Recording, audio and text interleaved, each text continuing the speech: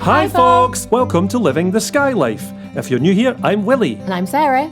We're a musician and artist, and this channel is about our journey escaping suburban life and moving to our dream home, a 200-year-old cottage on the Isle of Skye in the Scottish Highlands. Along for the ride are our two crazy but adorable pups, Jack Spaniels and Nori. Join us as we experience the highs and the lows of living in a remote corner of a wild Hebridean island. This week we head out on the boat, but what started as a simple fishing trip turned into something far more exciting. But where we finally get to see what's been top of Sarah's wish list for years now, wild dolphins in Scottish waters. Plus, I meet up with another artist based on the island, while Willie takes the self-sufficiency of Skye Life Cottage Garden up a notch by building our very own compost bin, from scratch, of course. And I take you along on perhaps my most scenic shore fishing trip yet.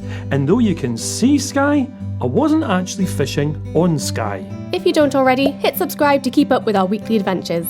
Join us as we continue. Living the Skye Life.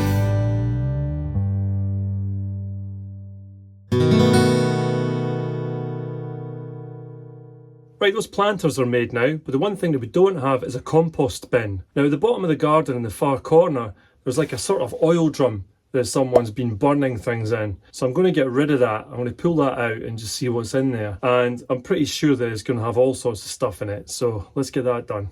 That was fairly straightforward. I just pulled it out, and in there was a lot of newspaper that had been burned and some ash and some inorganic things like cans and stuff like that as well. But the rest of it isn't really a problem because it's organic. So I'm just going to use that ash that was burnt in there as the base layer for the compost bin. I've got a lot of offcuts left over, so I'm going to measure up now, and once I've measured, I can start building the bin. I've got a couple of ideas of the way to build it that'll work for us. The ground here is so rocky that you can't get posts in the ground very easily without moving loads of boulders, so I'm going to build something that can be moved as well. And that might be handy because we might want to move it in the future anyway. I'm going to have a 4-post construction that go down the way, and then side slats, and the front needs to open, so I'm going to have boards that slide in like that. For the top, I'm going to have a beam that goes along the top, and then on each side has a little sort of board that stops it from going like that at the front. Because if you imagine, over time when you're putting lots of compost in there, eventually the front is just going to yawn like that and the whole thing will fall apart essentially. Let's get this done.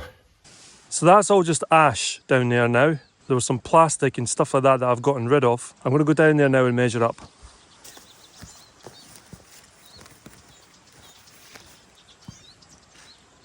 Oh, a bit more plastic. Oh, cool whoever did that, burning plastic in your garden.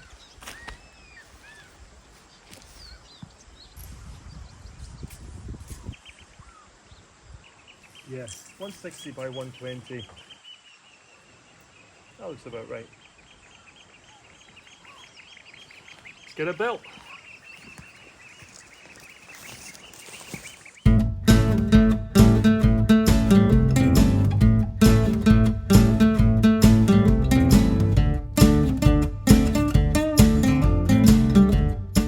Big bin. Yes, well it has to be. It's for all the compost, all the garden cuttings, everything. For the whole cottage and Jack. And Jack to get in.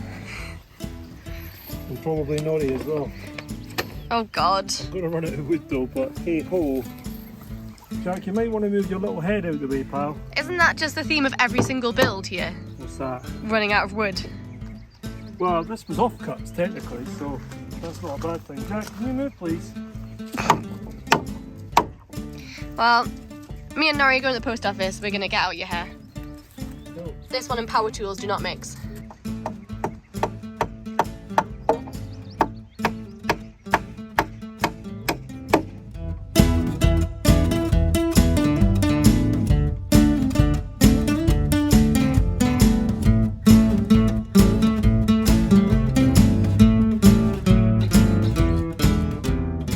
This is the brace that I was talking about, so that can be slid backwards and forwards, and it stops the sides from bowing out, because obviously if you put a lot of compost in there, there's going to be a problem because it's going to bow out at the sides because there's nothing supporting the top end.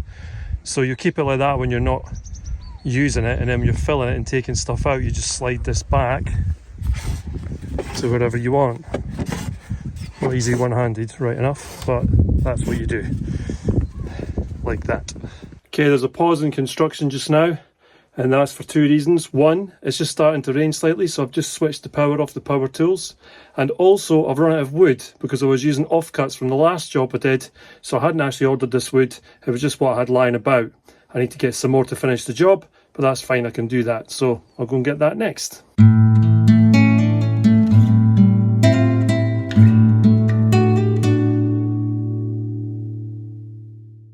I'm just standing outside the shed and I'm looking at the area that that's got to go.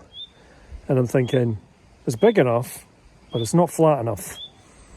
So I think I'm going to get the spade out and possibly the pickaxe and try and flatten it a bit more and also dig that ash into the soil as well. Let's do this.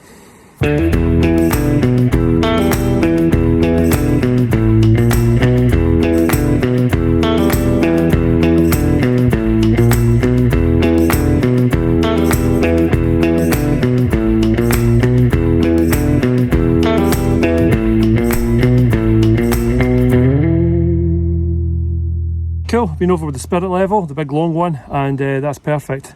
Nice and level, and I've covered it in cardboard as well to create a barrier between the grass and the compost. Happy days, I think. I don't really want to do much more right now because it's pouring with rain.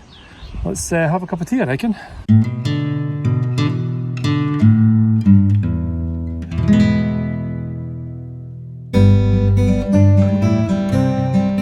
We've got the planters for our veggies now, and we've got the ton bags for our tatties. But we did go to the local plant sale and got some strawberry plants because we can't help ourselves. And we didn't know where to put them because they won't fit in the planters. So in true Skye Life fashion, they've gone in a fish box. Just like everything else, including all of my tools in the shed. Excitingly, we actually have our first strawberry ripening. I saw that, Yeah. it's green. Yeah, it's not quite pink yet, but to tide us over, our partners Wild have sent us their new scent of deodorant refill, which is strawberry daiquiri. Strawberry daiquiri. I would prefer it was a real strawberry daiquiri. I'm not gonna, sorry Wild, but You can't drink it, unfortunately, but you can sniff it. that smells lovely. It's very strawberry-y. It's very strawberry. Very strawberry. By bringing those fish boxes home, we do like to bring as much plastic waste off the beach as we can, but we also like to reduce our plastic waste that we produce as well. The refills just get sent out to you in the post, and you take the old one out of your case and you put the new one in. And the best thing is the refills can go in your home compost, which means that we can put this on our brand new compost heap when it's finished.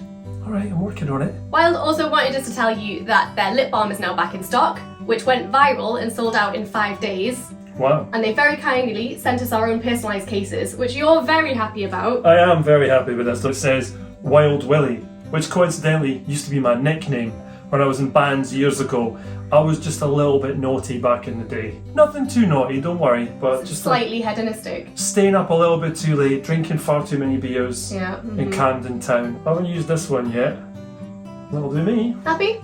Yeah, feels nice. Balmy? Nice. If you missed out on it last time it came out, make sure to head across to their website and put an order in. If you scan this QR code, which should appear here, or use the link in our video description and use the code SKYLIFE20, you'll get 20% off your order. Seems reasonable. Pretty reasonable. Yeah, Very reasonable. very fair. Very fair. I wasn't saying anything about the side effects though. Sends you wild! It doesn't have any side effects, as far as I'm aware. I'm sure it doesn't.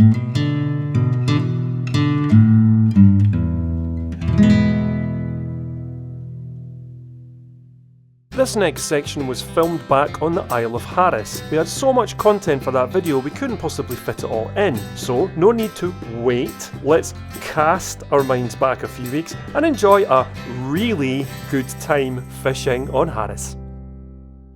Right, it's about 9 o'clock in the morning. Sarah's been out already this morning for a while and she was looking for otters. Well, I'm going to go out looking for some creatures as well. I'm going to go fishing. First of all, I'm going to drive down the spot I was at yesterday. It was absolutely beautiful, the place with the seals. I'm going to go further out though, obviously, because I don't want to catch seals. So I'm going to go further out from where they were and hopefully there won't be any seals in that location. I don't know because I've never been there. So this is a voyage of discovery. It's about 25 minutes in the car. Let's go for a drive.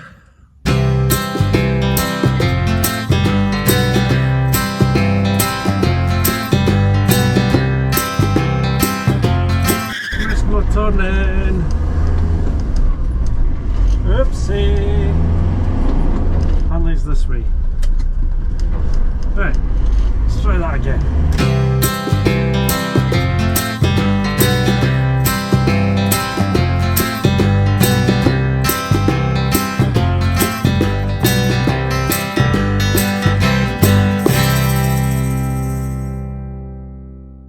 for sales. Now what I'm trying to work out is on the left here, there is what looks like a river, and I think it might be, but there aren't always, sometimes just inlets of salt water. They just come right inland and they look like a river, but I think this actually is a river, and if it is, then that may be quite good as well. On the right here there's an area where it looks like people have parked, and that usually means when there's a river, the people come down here to fish, in my experience. So I'm just looking at this and thinking, this could be quite good as well. I'm sure it would have been good too, but I decided to carry on to my original destination. This village is called Geocrab. Geocrab. Geocrab. It's an excellent name for a village. I love driving on roads like this. It's just really picturesque, but also it's challenging your thinking all the time. Nothing worse than a motorway, it's just boring. A taxi driver by. I think that's the first taxi I've seen since we got here. Ah, it's a fish farm. Welcome to Geocrab Hatchery. Didn't know this was here. Not far now. I was heading towards a parking spot that I'd made on the map, or at least that's what I thought it was anyway. Right, so I've just driven down that wee road that I marked, and it wasn't actually a parking space at all, it was a passing place. And of course you can't park in passing places, or then people can't get past. So I've come down to the end and there's a turning circle, and that's it. There's nowhere else to stop, so I'm going to have to think of something else. Okay, so I got chatting to a local guy and he said it's okay to park at the end, provided you don't park in the turning area. So I've come off the road and I'm literally just in a verge basically, which is fine if you're in a Land Rover, but I wouldn't recommend doing this in a normal car or you might get stuck. I guess it's time to go and find the point that he was talking about, because apparently there's a point out to the end. He says that's the best bet for fishing, for sea fishing, which is what I'm doing. So I'll go and have a look. Right, all the gear, no idea. There's the gate, and I'm going that way, apparently. I don't know how far it is. I don't know what I'm going to find there. Probably some rocks and some sea, I hope.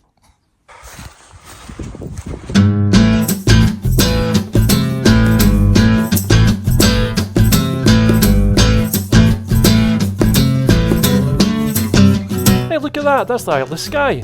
Hello!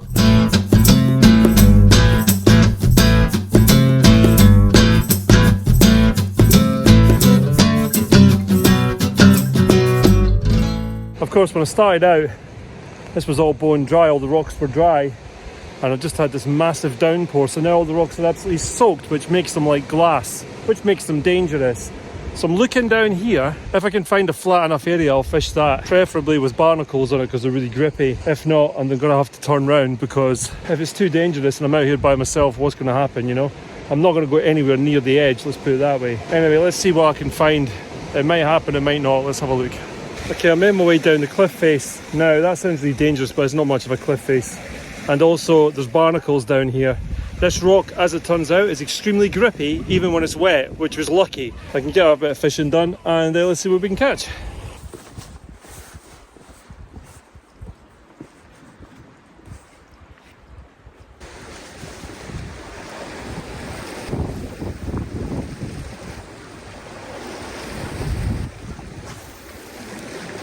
Just let it drop down to the bottom and then bring it up from the bottom, and hopefully a fish takes it either on the drop or on the way back up.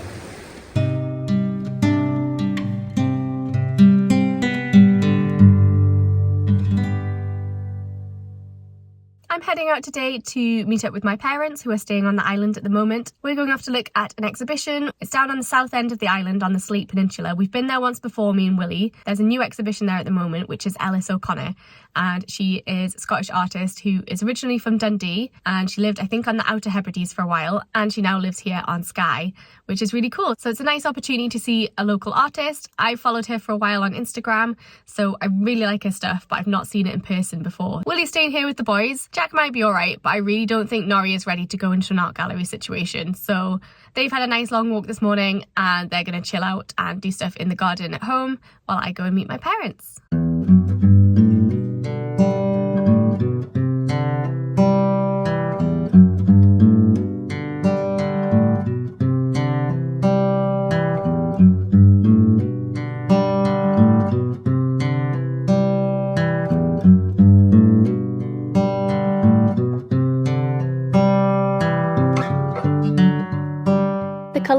expression in Ellis's paintings are what drew me to her work originally, and it's even better seeing them in real life.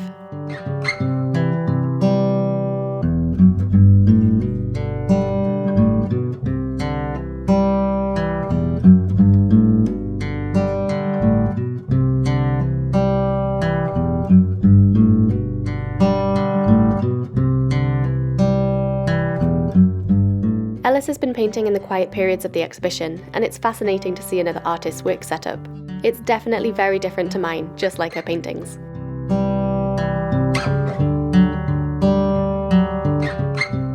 Hi, I'm Ellis and I live here on the Isle of Skye. I'm an artist and I have a show on down at Gallery Antalageric, which is here in Slate in Skye. And I think the work behind me is probably one of my favourites.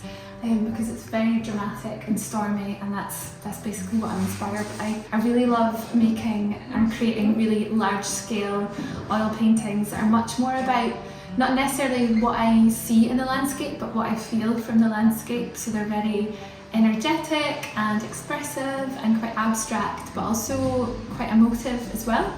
So it's been really good putting this show together.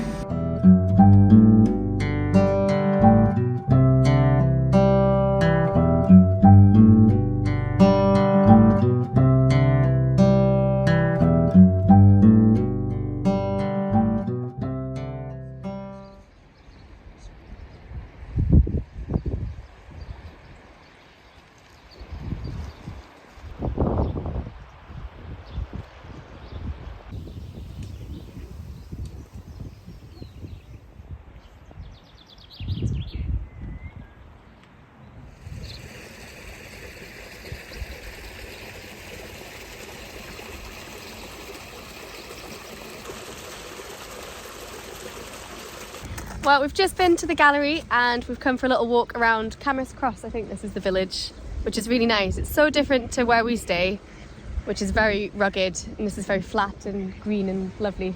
What do you think of the exhibition? Quite impressionistic. Very gestural. Sort of stormy, lots of impact. Yeah. And I think the bigger canvases were definitely the best. The better ones. Showed off. Yeah. And you get a bit of sweep. She uses colour, blues and purples and whites and dark greys a lot. Really and dramatic. I think the big pictures probably show them off best. Colours were just really emotive and strong. Yeah. And you've just got to sort of feel the weather going on in those pictures, which is just very Skye, very Western Highlands. It's so evocative. Yeah. It's really they were cool. beautiful. They're actually beautiful. Quite, you could just stand in front of those pictures and gaze at them. Yeah. I was interested overhearing she was talking to somebody else about whether she came to a canvas with a particular idea, and she said no. She just starts marking it up and went from there. Cool. That kind of scares me. I pretty much know exactly what I'm going to paint when I paint, so yeah, it's a very different way of working. But I love her stuff. It's really cool. And she was really lovely as well. It's nice to meet her. Oh, she was great.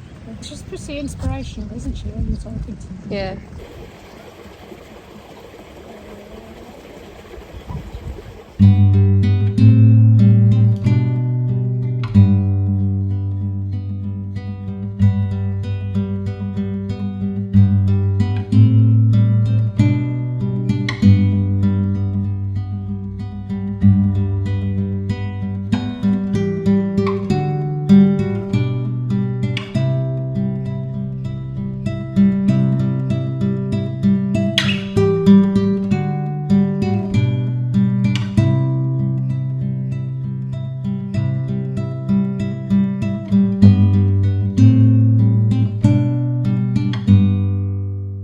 Back at Skye Life Cottage now. I've just left my parents at their accommodation. They're staying closer to the village than us because there's not a lot of space in the cottage now. We have 2 dogs. We had a big meal last night of seafood, which was really amazing altogether.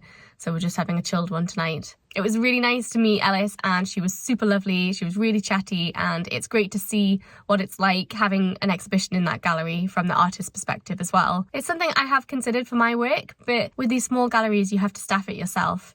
And while it's lovely to be able to be there and meet the people that come in to see your work, it's also quite difficult when you live where we do. It's an hour each way for me to get down to Isle of Skye. So yeah, 2-hour round trip every day for when the gallery was open would be quite an undertaking. It's still something I might consider, but it's not the easiest location for me to go and work in. So we'll have a think and maybe have a look at some other options for exhibitions. A really lovely day today. It was nice to see a little bit more of the area, but we definitely have a lot more to explore down on the Slate Peninsula. There's so much more to see there and it's really beautiful. So definitely need to get back. Now it's time to get in and see my boys and have some dinner. If you've watched our videos for a while, then you'll know that I really want to see dolphins in the wild here in Scotland, especially since I missed out on them last year while Willie took some friends out on Loch Harport. I'd almost given up on seeing any kind of cetacean while out on the boat, but on this trip we were surprised by a minke whale that passed by only a few metres from us. And that wasn't all. What are you watching, Sarah? Dolphins! Finally, yeah? Yes! How many years? Several, including several trips. Remember when we went up to Inverness? Yep, on my birthday. Yep. To Channery Point. Almost guaranteed there and they weren't there. The person behind me, by the way, you don't mind me filming. This is Sarah's mum, Liz. Hello. Hello. Been watching. Minke whales and dolphins. I know we don't do tours. No fish. No. Crabs, no lobsters. No fish, no lobsters. Oh no, there was crab, but we just put them back because we got enough. They're just over there dancing around. It's amazing, but we can't go in because we may hurt them or kill them with the propeller. So we just have to wait until they clear before we can go in. You're in your element then. Yeah, this is so cool. Dolphins in Scotland for the first time. Way.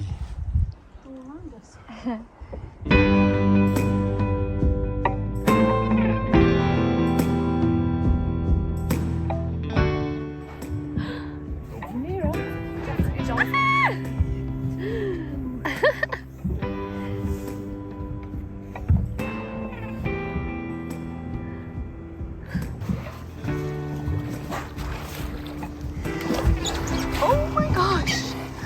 Wow.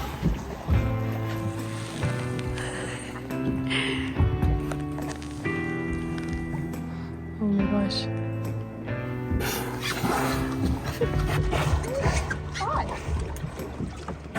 There's a calf there, look on the left.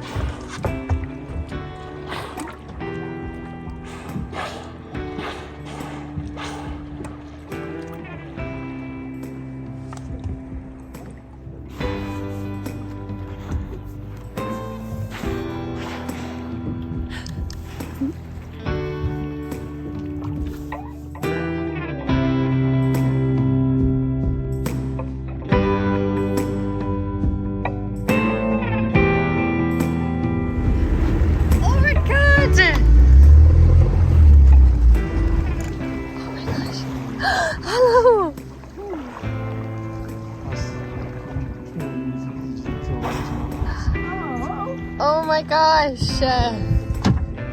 Hello! Friends.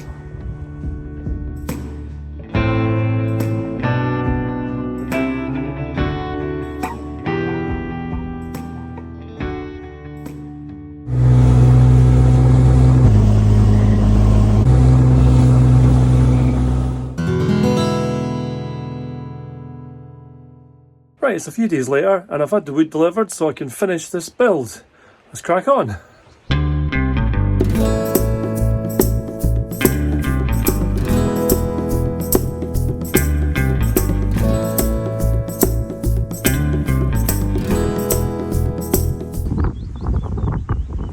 So here it is. This is removable and so are these. And that's so you can take them out and then you can access the bottom much easier. Right down to there. But if the compost starts coming over here, then you can just put these in and stop it from spilling out. Hello. Hi! There's a dog in our compost bin. Yeah, no, I don't think he's meant to be part of the compost. Cool, eh? Yeah? How are we moving it? I thought Jack and Nori could move it for us.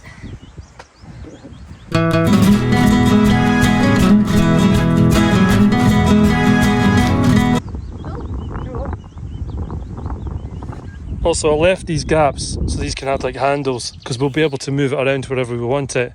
If you had it just all the way up to here, you couldn't get your hands, it would be very difficult to move. So yeah, of course, I mean, I could put another board and you'll just have to cut it lengthways, but why? Because then you can't move it. I just added these boards here just to tidy up the sides and stop these boards falling out, like sliding out. Just think it looks a little bit neater, so you don't see the ends of these boards as well. These ones that come up, you know.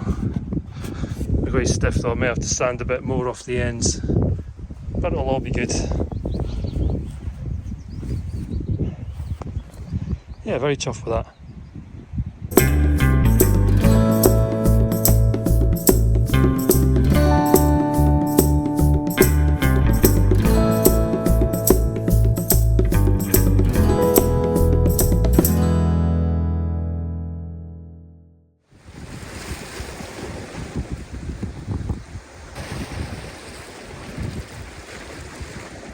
Fish on. Snapped my lure off. I don't believe that. Damn. You know what? I think it may have been a braided the line on the rocks down there. I think that's why it snapped me off there. I've got more lures though. It's a shame though. It's worth saying that I use high carbon hooks that are designed to break down rapidly in salt water. So if a fish takes my lure and it snaps my line, the hook will break down very quickly, and this vastly increases the fish's chance of survival when it escapes.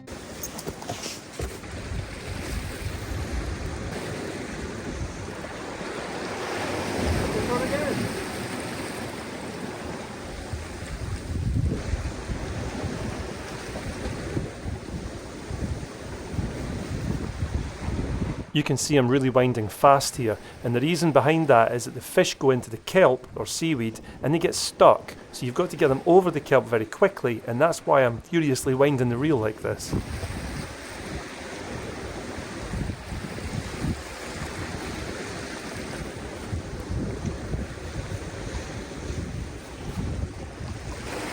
There we go. Actually, that one's going back, it's too small.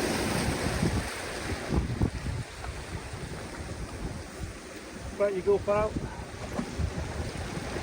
And away!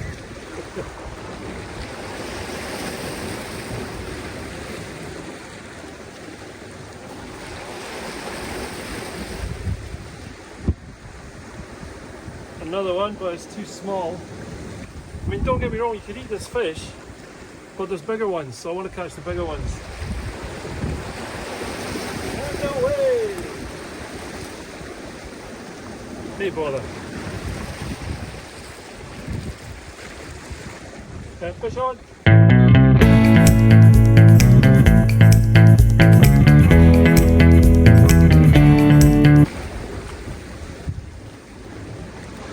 Yay! That'll do me.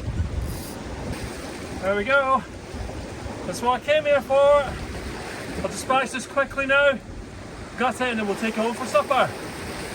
Nice. It's so different now from when I first got here and it was pouring with rain. It's bone dry now and it's really sunny and it's lovely. If I had stronger gear with me, I'd keep fishing, but there's no point in losing lures like that. I didn't know the fish were going to be that big, of course. But now that I know they are, I need 15 pound mainline at least, 18 to 20 pound shock leader as well. Otherwise it just keeps snapping the line. And especially when the line's getting abraded at the bottom, which it is. If you look at the line, you can see where it's been abraded, where it's been dragged over rocks. 12 pound line is no good for that. It's fine if there's no rocks, but there are. So I didn't have the right gear and I'm going to stop now. And then if I do come back here, I'll make sure I've got the right gear. I did manage to land that big one though, so I'm happy with that, and that's now in my rucksack and we'll have that for our supper. Hope we've enjoyed watching the fishing section.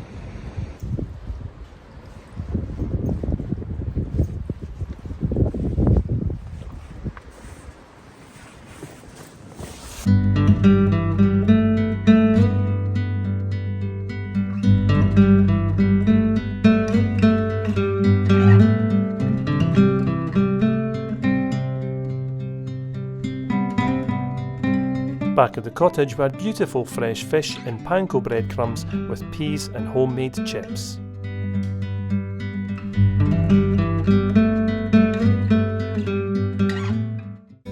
As always folks, thank you you so much for watching our video. We really hope you enjoyed it, and if you did, please do leave us a like, a comment, or consider subscribing if you don't already. It's free to do, helps our channel to grow, and it gives you notifications when our new videos come out every week, Sunday night, 6 PM UK time. And it's just a really cool thing to do. If you did enjoy the video and you want to help support this channel further, you can do so over on Ko-fi. You can buy us a coffee, or you can buy the dogs a wee treat. And what I really mean is, you help with the running costs of this channel. Or if you want to help us out more long term, you can join our amazing community over on Patreon, where you get bonus content for helping us out each month. If you're interested in our creative endeavours, you can go over to Sarah's Etsy store to purchase some of our artworks. Or you can head over to Bandcamp for Willie's original music, as featured on all of our videos. If you do want to get 20% off your wild order, we've put the link to that website along with all of our pages in the video description below. Thanks again for watching, and we will see you